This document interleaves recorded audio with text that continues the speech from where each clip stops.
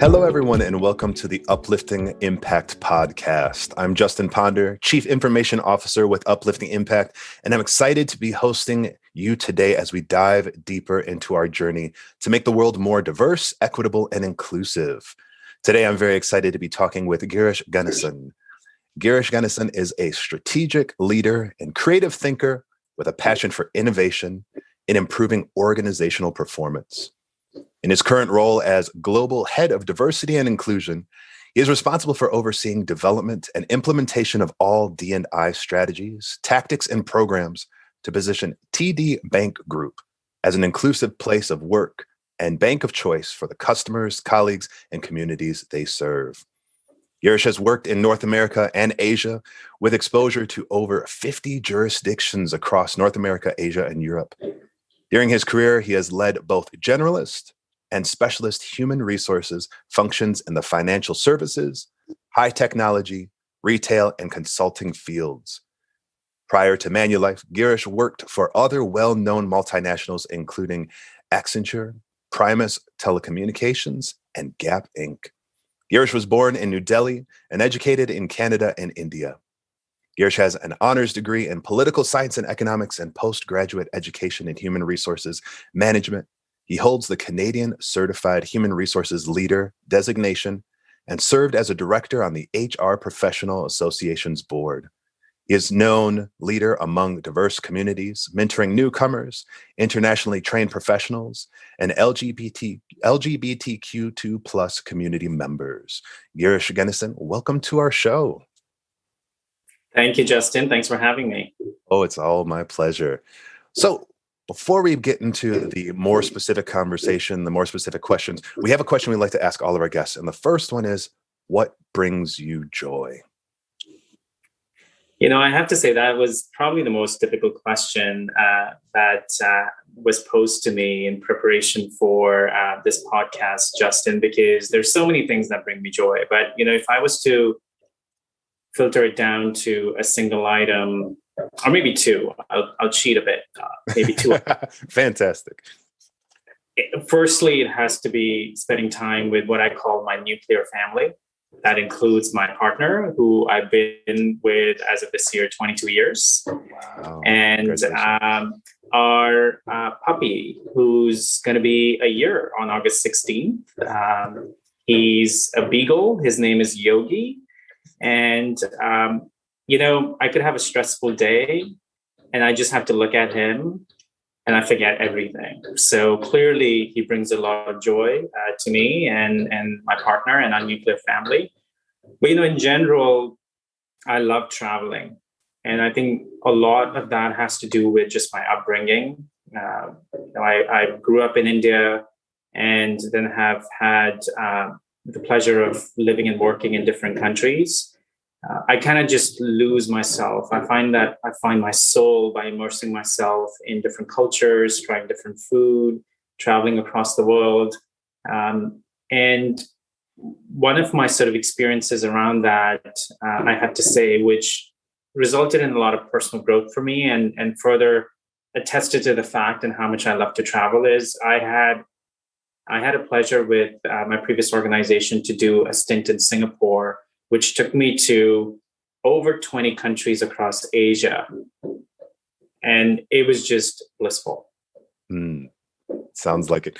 And I guess maybe a follow-up question is, do you see that travel as being foundational and important for your DEI work? Absolutely. It's not a must because, you know, not everybody is into traveling or would necessarily prioritize traveling as their leisure activity as much as I do. But has it contributed to who am I today, and has it contributed to my success as a DEI professional? Absolutely. Because it has to, you know, it goes back to having lived experiences. So there's one thing about obviously going and experiencing a country, another continent, their food and culture for a visit. But when you live in different countries, it truly immerses you in how diverse this world is. And diversity, equity, and inclusion is much more than beyond how we describe it from a regulatory standpoint, or from what we are known to describe it, particularly with the North American lens, which is around gender, race and ethnicity, sexual orientation, disability, veteran status, etc. There's diversity of thought, there's diversity of food, there's diversity of language, there's diversity of culture.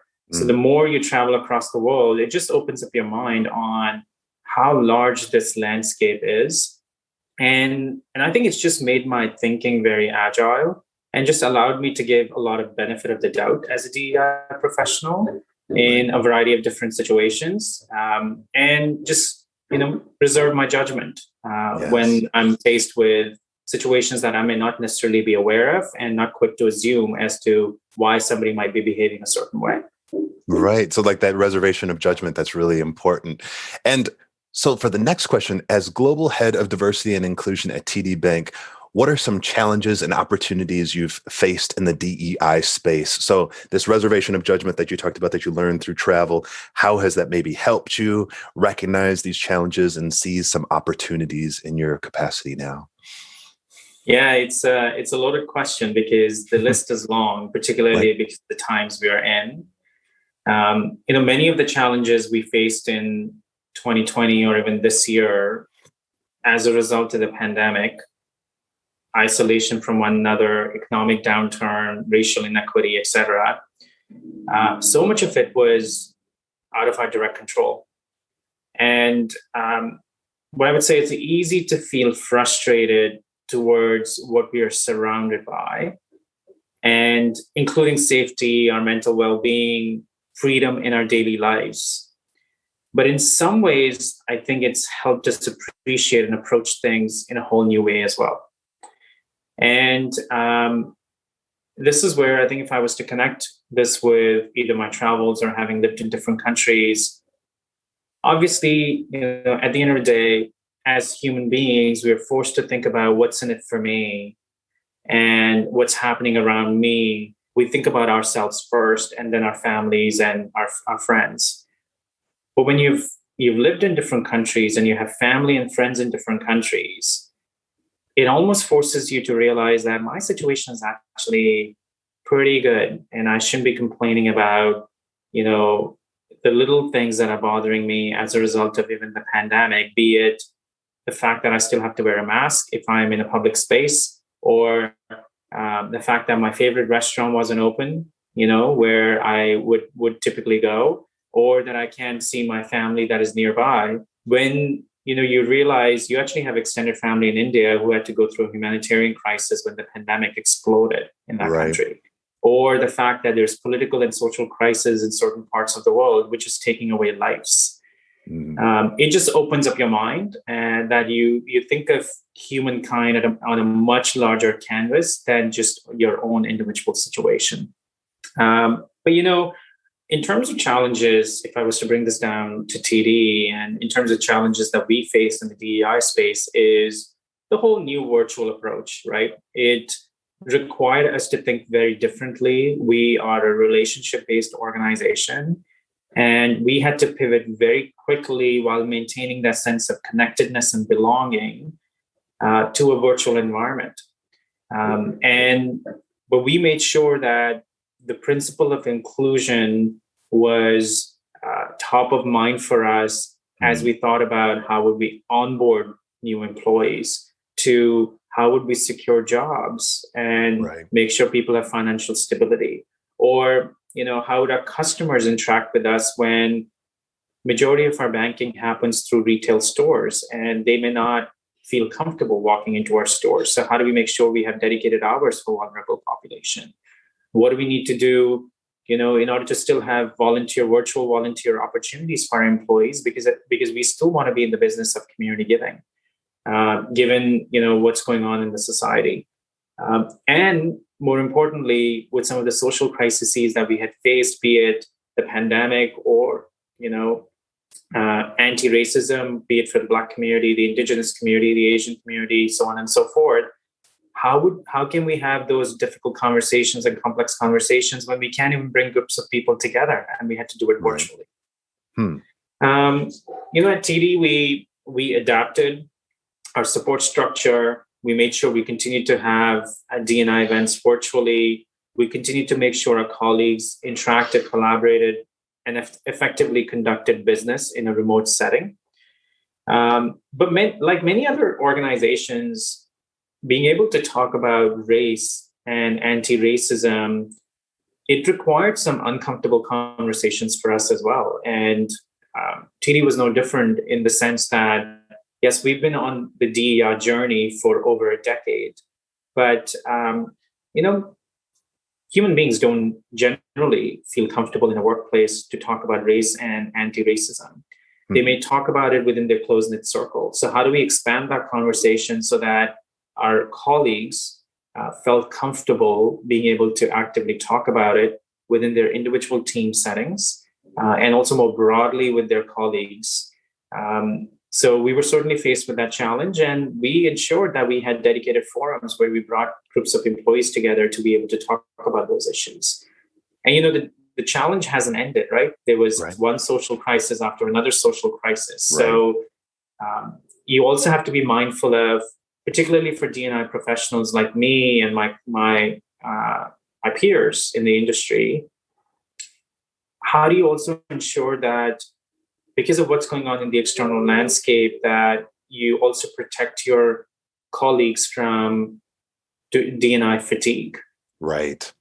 Because there's so many communications coming out and statements being made and commitments being made.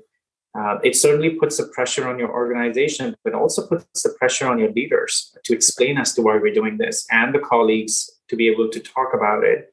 So, and that is a continued challenge. I don't think we have we have a magic wand to say how we're going to mitigate the D&I fatigue, because it's a constant these days. But it is something that we are thinking through to make sure that while we have to sustain what we have done and continue to make sure that we meet our commitments, we also need to bring some joy to our own colleagues from a diversity and inclusion perspective, because it can't always be about a crisis. Right. And what are some things that you found, some tips that you might recommend to our listeners to avoid that DEI fatigue, to infuse a little joy into the work, for it to not be simply responding to the next crisis, but to be maybe proactive and something that focuses on the positives of inclusion as opposed to kind of redressing just the next crisis that's waiting to happen?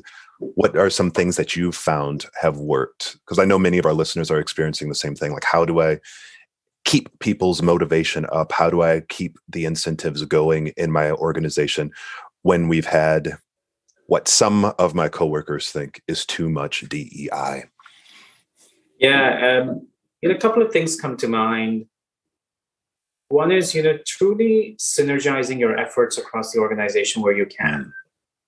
And I say that because many organizations have different areas of focus and employee resource groups who do multiple events as it relates to diversity, equity, and inclusion. Could you synergize some of them so that your colleagues can also make space to attend a few events versus hundreds and thousands of events that an organization might do depending upon the size of their workforce? Because that just creates more capacity within the organization to be able to absorb information that you would want to stick with your employees. And we are consciously looking at that as well. And we've done, especially through the pandemic, we couldn't have a lot of local events. So we said we're going to do global events and we're going to just open it up virtually so that we don't have all these local events happening. And now that seems to be becoming the norm. Right? Because they were so successful, we had high participation and high engagement. We were like, why weren't we doing this before? And we should be sort of moving forward with this strategy, even when we go into a hybrid environment where some of our employees might be back in the offices. The second one I would say is being authentic helps to mitigate fatigue.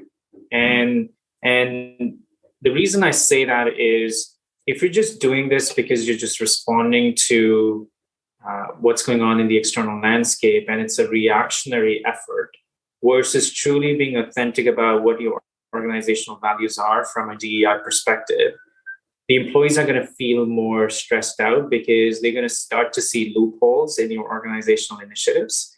So making sure, you put out commitments that you're going to hold your leaders accountable for, and see through those commitments, making sure that you're truly listening to your employees and learning from that versus simply doing what your peer group might be doing.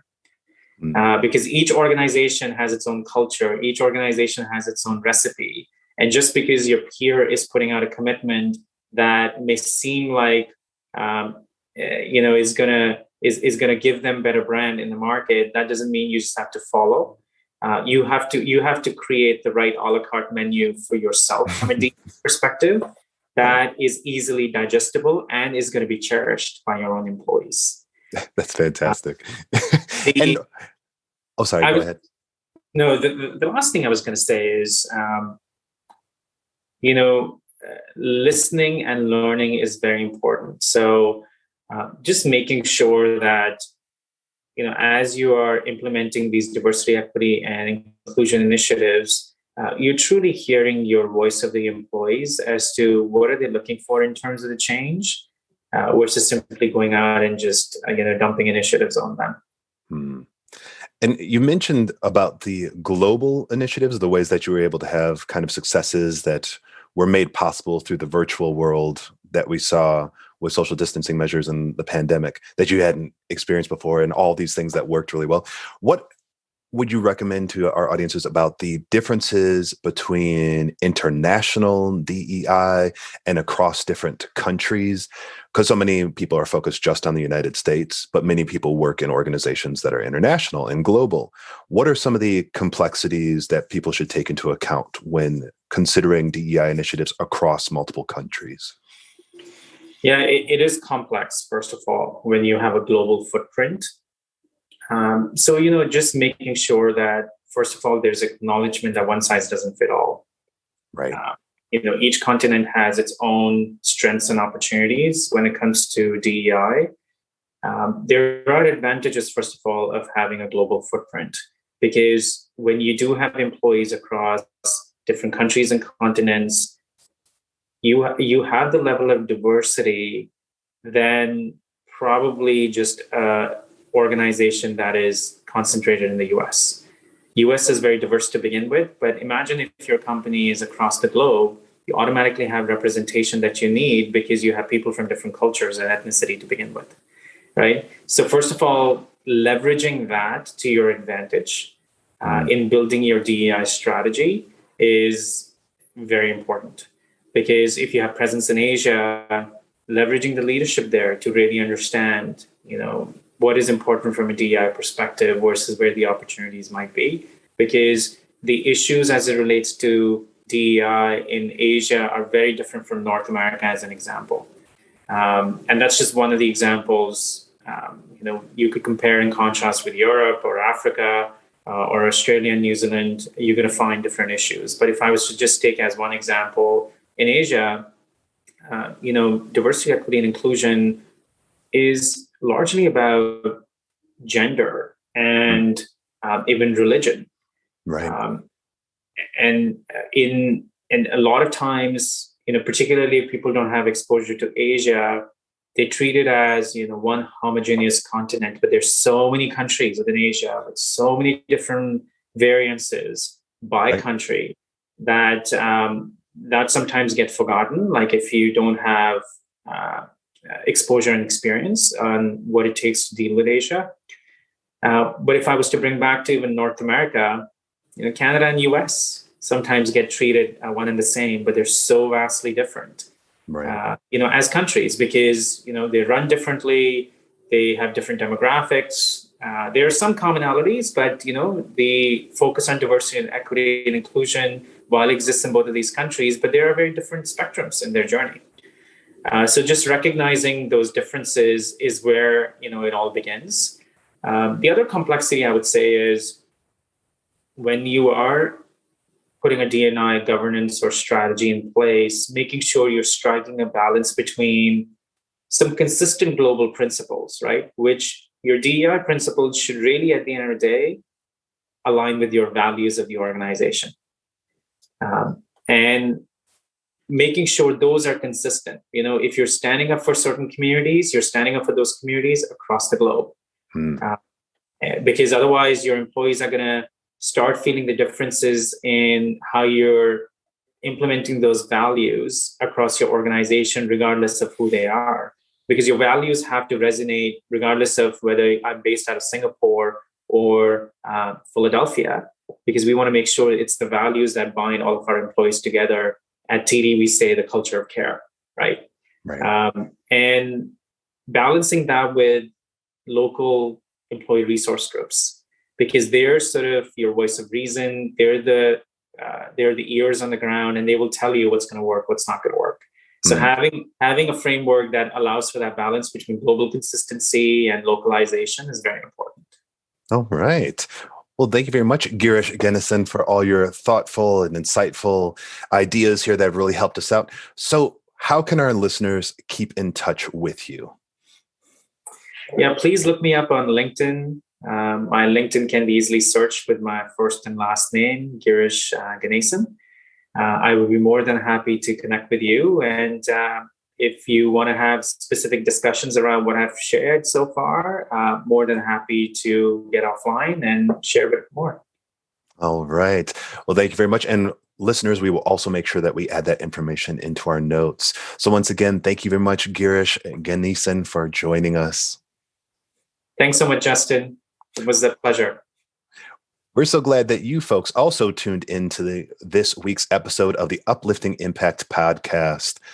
We need more people to help us uplift the impact. In order to do so, be sure to share this episode, comment on it by going to our website at upliftingimpact.com, or provide your thoughts directly to us through LinkedIn at Uplifting Impact, looking for Justin Ponder and Deanna Singh.